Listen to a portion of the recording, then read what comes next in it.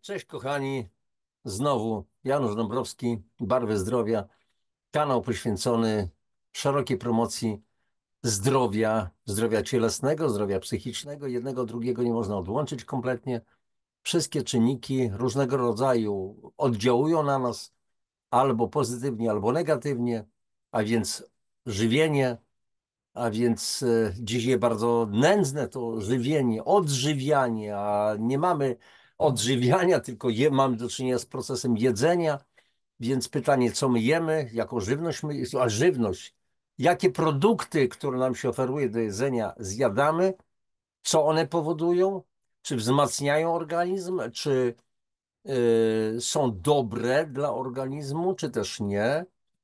I w związku z tym, a zdecydowanie nie, to zupełnie zrozumiałe, przecież cały czas o tym mówimy, a więc jest potrzeba dożywiania organizmu, czyli stosowanie suplementacji, której celem będzie oczyszczanie organizmu, detoks i dożywianie komórek. Cały czas powtarzam, że każda nasza komórka potrzebuje dziennie około 79-90 składników pokarmowych plus wodę plus tlen. Powinniśmy pić czystą wodę, nisko mineralizowaną, najlepiej strukturalną, czyli o tak zwanej strukturze lodopodobnej, heksagonalnej, żywej wodzie, znaczy pić żywą wodę. Dobrze byłoby, że to była woda alkaliczna, oczywiście, o wysokim ujemnym potencjale redoks, czyli świetnie neutralizująca wolne rodniki, dzięki obecności tak zwanego wodoru atomowego. Żebyśmy, słuchajcie, stosowali różnego rodzaju urządzenia do terapii polami magnetycznymi, żebyśmy preferowali pozytywne spojrzenie, podejście do świata, a nie tylko kwękanie, ciągle pisali czarne scenariusze, które w większości tak trafią do kosza i tylko kwękali, ciągle narzekali, że to coś nie tak, tamto coś nie tak i takie gęganie niepotrzebne, które osłabia twórcę tego gęgania, tego gęgacza i innych przy okazji wkurza niejednokrotnie po prostu i tak dalej. Żebyśmy uprawiali sport, troszeczkę ruchu. W jednym z naszej audycji mówiłem o polach magnetycznych, o związkach fizyki z biologią i mówiłem o osiągnięciach na przykład pewnego fizyka japońskiego i lekarza japońskiego, którzy współpracowali ze sobą. Sięgnijcie do tej audycji. Będziecie wiedzieli, o kogo chodzi. Pokazywałem ich po prostu oblicza. A więc działa to przeciwko osteoporozie. Po prostu ruch to zdrowie i nam nie ma o czym mówić. O czym dzisiaj? Posłuchajcie. Tydzień temu zamieściłem audycję o tym, jakie niebezpieczeństwa napotykają kosmonauci, astronauci w kosmosie. Mówiłem o tym, że już są systemy wytwarzane przez agencje kosmiczne, wszystkich tych ludzi, wszystkie te agencje, którzy wysyłają ludzi w kosmos, a więc chodzi o urządzenia, które mają po prostu dożywiać organizmy kosmonautów specjalnie generowanymi polami elektromagnetycznymi, te o pasmach terapeutycznych, dlatego że jest brak energii magnetycznej w kosmosie. Jest, można powiedzieć, próżnia kosmiczna, czyli mamy do czynienia z polami tak zwanymi hypomagnetycznymi. Hypo to znaczy o bardzo niskim natężeniu, poniżej 5 mikrotesli, kiedy organizm nas przystosowany jest do pola geomagnetycznego, czyli pola Ziemi, o przeciętnym natężeniu około 50 mikrotesli. Tak było od miliardów lat, tak żeśmy ewoluowali jako gatunek, tak ewoluowały rośliny, zwierzęta, wszystkie istoty, jakie po prostu żyją. I nagły brak tego pola magnetycznego powoduje rozregulowanie, brak możliwości sterowania procesami różnego rodzaju. A jesteśmy bioelektroniczni przecież. Powtarzam to ciągle z okazji tematów związanych z elektromagnetyzmem, z bioelektromagnetyzmem. I dzisiaj powiemy sobie, jakie jeszcze inne niebezpieczeństwa rodzi, rodzą skutki braku osłabienia w ogóle pola magnetycznego Ziemi. Znowu postaram się przeczytać pewne fragmenty z tej mojej książki, Magnetostymulacja, magnetorelaksacja, czyli jak suplementować organizm polami magnetycznymi. To jest takie potężne kompendium. Powiem, no nie może nieskromnie to zabrzmi, ale to jest w zasadzie jedyna książka w Europie, a w gruncie rzeczy chyba na świecie, która w taki sposób traktuje, naprawdę poważnie, bo ja wiem, o czym mówię, bo po prostu znam literaturę światową, europejską tym bardziej. Powiedzmy, no, szukałem ogromnej wiedzy, jest masa prac naukowych na ten temat, na tematy związane z tym biomagnetyzmem, natomiast nie ma literatury tak zwanej popularno-naukowej szeroko. Znaczy czegoś, co można po prostu w prosty sposób przyswoić. I naprawdę, więc wybaczcie mi to może ten brak skromności, ale po prostu no nie ma sensu, żebyś sztucznie, że tak powiem, zaniżał wartość tego, co otrzymałem, bo ta wiedza to nie jest moja wiedza, kochani. Ja nie mam instytutów naukowych.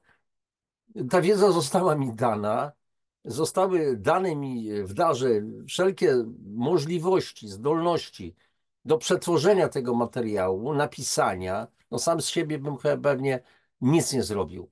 Wszystko, każdy nasz talent, wasze talenty również zostały wam dane i każdy z nas może się dzielić z innymi owocami tych talentów.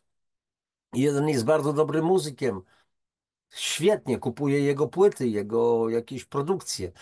Inny jest świetnym filmowcem, inny jeszcze aktorem.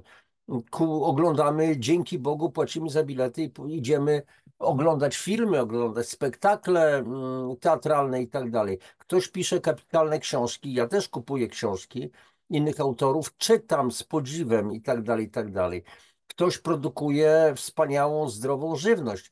No więc też będę, niezależnie od tego, że sam jestem takim mikro czy nanoproducentem, bo mam własny foliak, własny ogród i tam uprawiam swoje warzywa, to po prostu kupuję często żywność wysokiej klasy. No właśnie, są suplementy diety, też kupuję. Regularnie od kilkudziesięciu lat to stosuję. Akurat dzisiaj miałem taką przygodę, mieliśmy gości, no i pewna osoba z kręgu rodziny powiedziała, no mówi, Janusz, no masz ponad 70. Nakręcam tę audycję w 2024 roku. Masz ponad 70 i tak prawdę mówiąc, to kompletnie nie jesteś podobny do typowych 70-latków. Ze względu na tą energię, wygląd, sprawność ciała i tak dalej, i tak dalej. Ja mówię, zdaję z tego sprawę, no ale ja ciągle coś robię. Dożywiam się suplementami regularnie, wyjątkowo regularnie, już od 12 lat, step by step. Uprawiam ćwiczenia fizyczne umiarkowane, nie przesadzam. Nie ma tak, że po 2, po 3 godziny dziennie zażynanie. Nie. Powiedzmy pół godziny, dochodzę czasami do 50 minut, do 60 minut. Jeżeli już jest taki solidny, wcześniej był rozruch w przeciągu 2 miesięcy, zaczynam od 5, 10, 15, 20 minut, później dalej i sprawa załatwiona. Więc to mnie trzyma, to jest normalne. Ale też trzeba pielęgnować wszelkie pozytywne odczucia, uczucia, być po prostu optymistą we wszystkim się tam, co się dzieje w naszym życiu. No i co z tego, że jest coś złego? No to zmień ten kanał, przerzuć gałkę, wciśnij inny klawisz, przenieś się w inny świat. Zostaw to gęganie w telewizorni, zostaw te wypociny, które nas wkurzają w gazetach, w internecie i tak dalej. Włącz sobie fajną muzykę Santany, na przykład Corazon Espinado, na przykład moje ulubione, cudowne. Albo jakąś inną muzykę, którą uwielbiasz. I tam się dobrze czuj. I sprawa załatwiona. Dobra, ale przechodzimy do rzeczy, bo tu będę filozofował. Więc posłuchajcie. Mówiliśmy w poprzednim odcinku o tych niebezpieczeństwach, jakie czekają na nas, na kosmicznych podróżników, na statku kosmicznym o nazwie Ziemia. I teraz na zakończenie powiedziałem, że istnieją jeszcze inne niebezpieczeństwa. Jakie? No więc słuchajcie, teraz, żeby to omówić, to udostępniam znowu ekran I o, właśnie tutaj będzie to. Momencik, tylko wezmę na pełny ekran. Widok. Tryb pełnego ekranu. No właśnie. Nasza kosmiczna tarcza obronna słabnie, bo słabnie. Jednym z takich zagrożeń, na jakie są narażeni astronauci oraz my, pozostający na planecie, jest brak w przestrzeni kosmicznej dwóch bardzo skutecznych linii obrony przed agresywnym kosmicznym promieniowaniem jonizującym. Brak ziemskiego pola magnetycznego i atmosfery naszej Ziemi.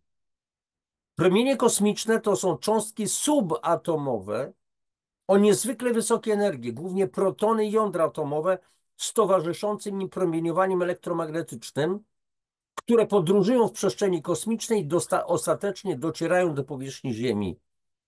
Poruszają się z prędkością bliską prędkości światła, czyli około 300 000 kilometrów na sekundę. Czy wyobrażamy sobie tą prędkość? Jeżeli się jedzie samochodem, czasami łamałem przepisy, ale zaraz, nie, przepraszam. Tak mi się wydawało, że czasami przekraczam prędkość, no, kilka razy na takich dobrych drogach w Polsce, na autostradach. Chciałem poczuć, poczuć tą prędkość, na przykład 220, 240 km na godzinę, ale nie mówcie o tym, się teraz nie przyznaję w ogóle do tego. To było takie parę kilometrów, żeby zobaczyć, jak to się jedzie. Fajnie się jedzie, ale później oczywiście zmniejszam tą prędkość naprawdę do tego, co prawo mówi, bo szkoda nawet paliwa, bo wtedy jak się jedzie z taką prędkością, to paliwo jest wyżerane niesamowicie. Więc mówimy o promieniowaniu tak zwanym kosmicznym, o cząstkach subatomowych i te cząstki, to promieniowanie pochodzi z dwóch rodzajów promieniowania. Słonecznego, to jest tak zwany wiatr słoneczny, i z promieniowania galaktycznego. Zaraz zobaczymy, tutaj musimy przesunąć. Właśnie, popatrzmy, solar radiation, jak dobrze to wypowiadam, sun, słońce, rzecz jasna, mamy Ziemię, mamy magnetosferę i jest promieniowanie słoneczne, czyli wiatr tak zwany słoneczny, autentyczny, dlatego że niektóre statki kosmiczne są wyposażone w tak zwane żagle, które mogą być popychane przez tak zwany wiatr słoneczny, przez cząstki, i jest promieniowanie galaktyczne z odludnych po prostu przestrzeni kosmosu. Więc źródłem, a więc jest, jeszcze raz powtarzam, promieniowanie słoneczne, wiatr słoneczny i galaktyczne promieniowanie. Źródłem tych ostatnich są pozostałości supernowych ciał kosmicznych, powstałych w wyniku potężnych eksplozji na końcowych etapach ewolucji masywnych gwiazd. Energia uwalniana w wyniku tych eksplozji przyspiesza naładowane cząstki poza naszym układem słonecznym, czyniąc je bardzo penetrującymi, niezwykle utrudniającymi ochronę przed nimi. Supernowe zasadniczo działają jak naturalne akceleratory, czyli przyspieszacze. No, akceleracjo z łaciny to jest przyspieszenie, typowy termin fizyczny. A więc działają jak naturalne akceleratory, czyli przyspieszacze cząstek. Ziemia, w tym wszyscy jej mieszkańcy, jest więc ciągle narażona na galaktyczne promieniowanie kosmiczne. Zdarza się, że słoneczne pole magnetyczne, o właśnie tutaj to słoneczne pole magnetyczne, wskutek różnych reakcji uwalnia ogromne ilości energii, która może potencjalnie stanowić zagrożenie dla zdrowia astronautów przebywających w kosmosie. Tu mamy na myśli tak zwane burze magnetyczne na Słońcu. Takie słoneczne burze radiacyjne w postaci silnych rozbłysków przyspiesza naładowane cząstki w atmosferze słonecznej do bardzo dużych prędkości.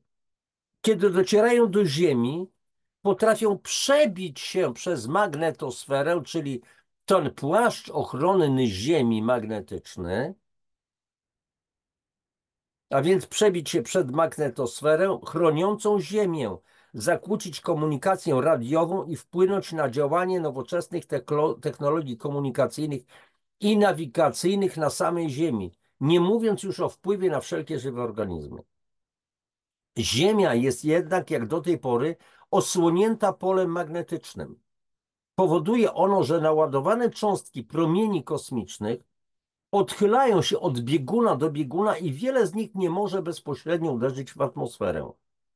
Niektóre zostają uwięzione w dwóch koncentrycznych pasmach radiacyjnych wokół Ziemi, zwanych pasami Van Allena, odkrytymi w 1958 roku przez Jamesa Van Allena, fizyka z Uniwersytetu Iowa, po wystrzeleniu sondy Explorer 1, pierwszego amerykańskiego satelity. W ten sposób magnetosfera odbija promienie kosmiczne i chroni nas przed rozbłyskami słonecznymi. Bez własnego pola magnetycznego Ziemia byłaby narażona na większe promieniowanie kosmiczne. Wzrost ten może spowodować uszkodzenie sieci energetycznych, zakłócenie systemów komunikacyjnych na statkach kosmicznych, tymczasowe poszerzenie dziur ozonowych w atmosferze, zmiany klimatyczne, co obserwujemy, kochani, i te gęganie znowu o nadmiarze dwutlenku węgla i takie tam różne dyrdy mały. Oj, tu się narażam chyba, ale to jeszcze nie jest związane może znaczy mam nadzieję, że mnie nie ocenzurują, ale słuchajcie, jeszcze raz powtórzę, że największym problem w tej chwili to jest problem ze zmniejszonym natężeniem pola magnetycznego Ziemi. Dalej. Następuje zwiększenie aktywności zorzy polarnej. Cudownie to wygląda, ale co z tego, że tak cudownie, jeżeli jest to groźne. Dalej. Uszkodzenie naszego DNA i tym podobne zjawiska, zwiększając ogólnoświatowe ryzyko powstawania u ludzi wielu chorób, w tym nowotworowych i neurologicznych. Idźmy dalej. Wszelkie cząstki, które przedostaną się przez pole magnetyczne Ziemi, muszą spotkać się z naszą atmosferą. Atmosfera działa trochę jak kamizelka kuloodporna. Promieniowanie kosmiczne uderzające w górne warstwy atmosfery oddaje swoją energię, tworząc deszcz cząstek wtórnych, które przemieszczają się niżej. Bardzo niewiele z tych cząstek wtórnych dociera do poziomu gruntu. Każda z nich ma znacznie mniej energii niż w pierwotnych strumieniach promieniowania kosmicznego. Jesteśmy więc bezpieczni tu na Ziemi, ale nie astronauci w przestrzeni kosmicznej. Do niedawna naturalne pole magnetyczne Ziemi wybiegające w przestrzeń kosmiczną na odległość setek tysięcy kilometrów i działające jak parasol chroniło nas przed zabójczym promieniowaniem kosmicznym, zwłaszcza szkodliwym działaniem cząstek promieniowania galaktycznego i tak zwanego wiatru słonecznego. I nie chodzi tu tylko o niebezpieczeństwa związane z promieniowaniem Słońca i opalaniem. Zresztą umiarkowane opalanie nie jest szkodliwe. Organizm potrzebuje światła słonecznego, chociażby do wytworzenia witaminy D. Tymczasem na pole magnetyczne Ziemi, słabnące w zastraszającym tempie, nałożyły się generowane sztucznie przez człowieka pola elektromagnetyczne. A co wiemy o biologicznym działaniu tych pól elektromagnetycznych i ich rozregulowującym, destrukcyjnym wpływie na nasze organizmy? Wspominałem w jednej z moich audycji o moim spięciu w 2017 roku na pewnym sympozjum w Cedzynie koło Kiel z pewnym profesorem, specjalistą mikrobioty jelitowej. Ja miałem akurat temat terapię polami magnetycznymi, przyszłością medycyny i ten pan raczył był strofować mnie w dość taki brutalny sposób, że pola magnetyczne nie mają żadnego wpływu, kompletnie, co za bzdury mówię i tak dalej, i tak dalej. Wspominałem wam o tym, że po takim diktum, kiedy ktoś nieładnie się zachowuje, to ja prosto stosuję zasady, że wynikającą z takiego mojego podejścia, że żaden osioł nie będzie deptał kwiatków na mojej łące, cokolwiek by to nie znaczyło. Po prostu nie pozwolę sobie na to, że jedynie człowiek, który ma tytuł profesora i specjalistą, na pewno bardzo dobrym w swojej dziedzinie, ale będzie zarzucał po prostu komuś brak wiedzy, akurat w tym przypadku mnie. Mam określoną wiedzę, wiele lat te tematy studiowałem. Zresztą sami wiecie, o co chodzi, więc nie pozwolę sobie na to, żeby ktoś po prostu dezawuował to, co jest owocem pracy wielu innych naukowców. Idźmy dalej. Wszelkie cząstki, które przedostaną się przez pole magnetyczne Ziemi, muszą. A, przepraszam, to już odczytałem, przepraszam. Więc co wiemy o biologicznym działaniu tych pól elektromagnetycznych, ich rozregulującym, destrukcyjnym wpływie na nasze organizmy? Właśnie dlatego należy tym destrukcyjnym czynnikom zdecydowanie przeciwdziałać, neutralizować je i rekompensować skutki ich działania. Służą temu m.in. osiągnięcia medycyny kosmicznej, uwzględniającej wszelkie związki biologii, chemii z fizyką. Interdyscyplinarne badania w tym zakresie dały początek narodzinom nowoczesnej terapii pulsującymi polami magnetycznymi. Szeroko pojęta magnetoterapia zaczęła znajdować coraz większe rzesze fanów na całym świecie jako bardzo skuteczna forma wspomagania organizmu. Miejmy nadzieję, że pewnego dnia zostanie w pełni uznana jako oficjalna terapia medycyny konwencjonalnej. Z tym ciągle są problemy i to ogromne problemy. A więc zjawiska elektromagnetyczne znajdują już coraz szersze zastosowania w diagnostyce, ale w samym leczeniu, w samej terapii, o nie, to są jakieś czary-mary, biorezonans, inne, magnetoterapia, magnetostymulacja, to czary-mary dla wielu medyków, którzy nie mają pojęcia o fizyce. No więc niech zaczną się w końcu uczyć. Zresztą terapie takie będzie musiał stosować niedługo każdy z nas poprzez swoiste wspomaganie geomagnetyczne, czyli suplementację polami magnetycznymi o ściśle dobranych parametrach przy użyciu indywidualnych generatorów terapeutycznego pola magnetycznego, podobnie jak używamy suplementów diety. Z tym, z tym używaniem suplementów diety to też jeszcze ciągle są problemy. Ale po co? Wystarczy się tylko prawidłowo odżywiać, prawidłowo skomponować posiłki. Nie chcesz tego komentować. Takie magnetyczne dożywianie organizmu, a w zasadzie jego bioelektromagnetyczna regulacja staje się koniecznością. Dlaczego? Ponieważ jest to jedyne rozwiązanie zapewniające skuteczne uzupełnianie niedoborów naturalnego czynnika magnetycznego w naszym organizmie, niezbędnego do regulowania i sterowania funkcjami organizmu. Sprzyja ono także neutralizacji wielu skutków destrukcyjnych sztucznie generowanych przemysłowych pól. Więcej na ten temat oczywiście ja mówię w mojej po prostu książce. Tyle, że istnieje tu bardzo poważny problem. Mentalny, kochani, świadomościowy. Dlatego ja podaję te audycje, mówię o tym. Po prostu zależy mi na tym, żeby jak najwięcej, jak najszerzej ta wiedza poszła do ludzi. Dlatego, że w jakiej szkole o tym się mówi? Na jakich studiach medycznych o tym się mówi? Jak się nie mówi nawet o potrzebie dożywiania organizmu, wpływie odżywiania, żywienia na organizm, na nasze zdrowie, to co można mówić o jakichś polach magnetycznych albo o piciu wody?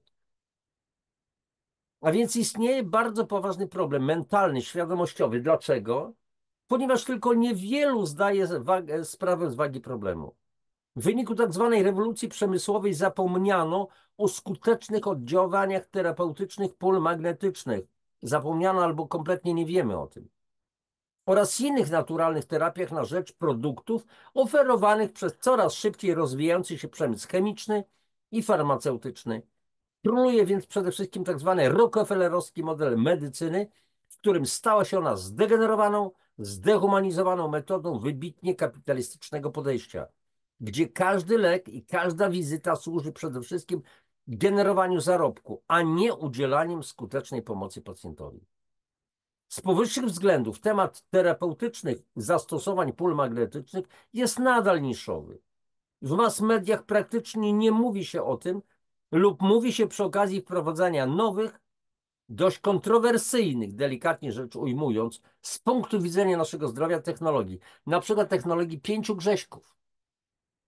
I w tym przypadku, kiedy przeciwnicy takich rozwiązań podnoszą temat ich bardzo groźnego wpływu na zdrowie, pojawiają się eksperci, w cudzysłowie, dezawuujący obawy, manipulującymi danymi i uspokajającymi, że badania naukowe nie potwierdzają obaw. Na marginesie zasadniczego tematu warto zastanowić się, jacy eksperci, o jakich kwalifikacjach rzeczywiście naukowych i etycznych, jakie badania, przez kogo zlecone i tak dalej.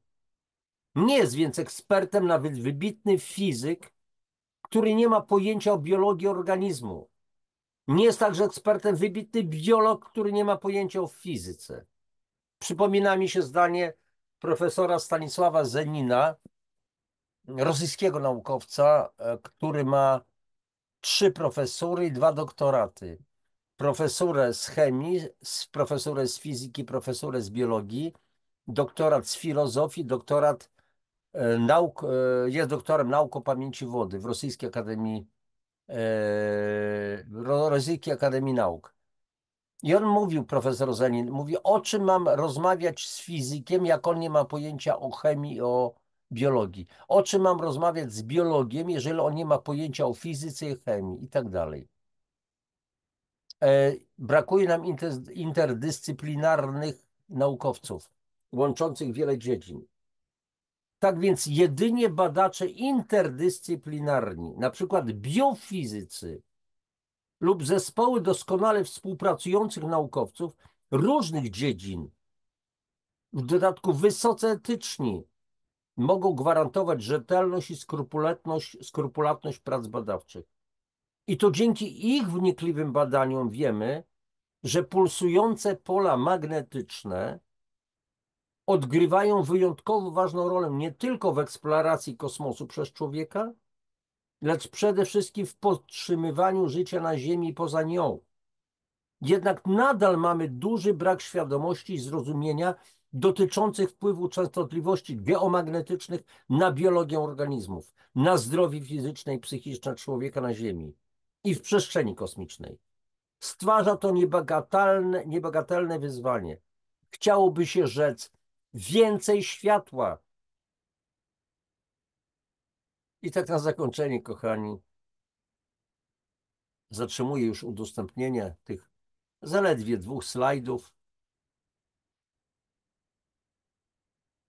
I kochani, na początku każdy z Was mógł mieć wątpliwości, jakież to mogą być związki fizyki z biologią, biologii z fizyką, z chemią. Trzy takie odcinki w ciągu 3 tygodni zamieściłem na ten temat. Jak widzicie, są związki fizyki z biologii i z chemią. Interdyscyplinarne. Mamy biofizykę, mamy biochemię organizmu i to wszystko trzeba łączyć razem. Nie może być oddzielnie. Inaczej mamy specjalistę od siewnika punktowego do wysiewu kukurydzy, który nie ma zielonego pojęcia o tym, w jaki sposób należy wysiewać inne rodzaje ziarna. No i jest tylko specjalistą od jednej rzeczy. Mam nadzieję, że te audycje moje na temat związku fizyki z biologią, na temat zagrożeń wynikających ze słabnącego pola magnetycznego Ziemi, z tych zagrożeń dotyczących bezpośrednio naszych ciał, ale w ogóle życia na Ziemi, staną się już jasne, że jaśniejsza stanie się potrzeba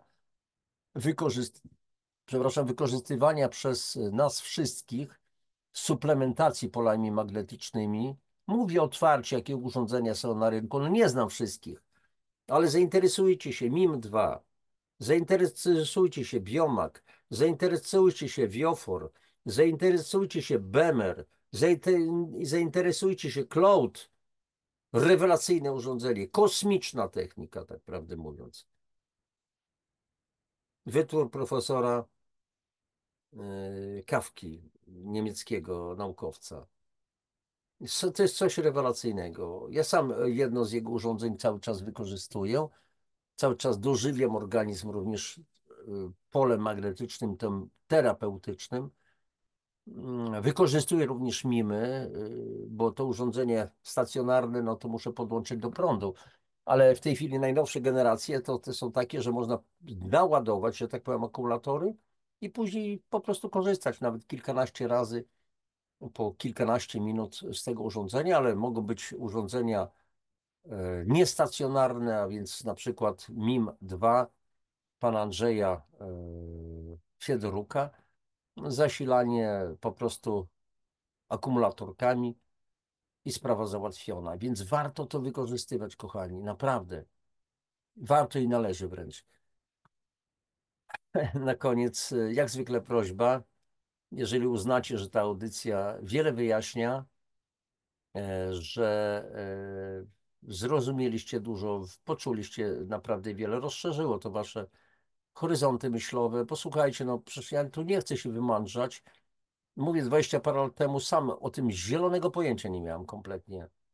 Zbierałem tą wiedzę, uczestniczyłem w wielu szkoleniach naukowców niemieckich i naukowców rosyjskich, również, którzy znają te tematy.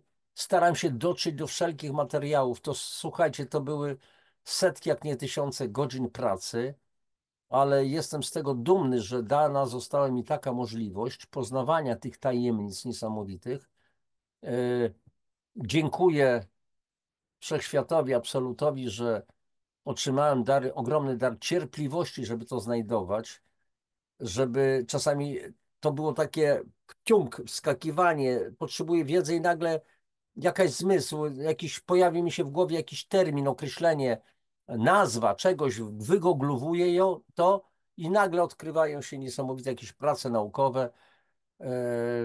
Oczywiście trzeba było to zrozumieć, trzeba było to poukładać, więc to była niesamowita charuwa, ale wiecie co, że dzisiaj mam nieprawdopodobną satysfakcję, że mogę się z tym z wami dzielić, że to zostało mi dane do przekazania innym. Naprawdę, ja nie chodzi o to, że robię z siebie jakiegoś, wiecie, herosa i tak dalej, nauki. Ja nie jestem naukowcem.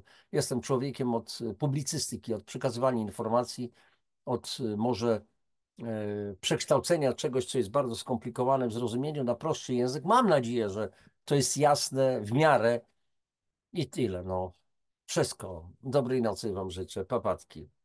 Już wstrzymuję nagranie. Pa.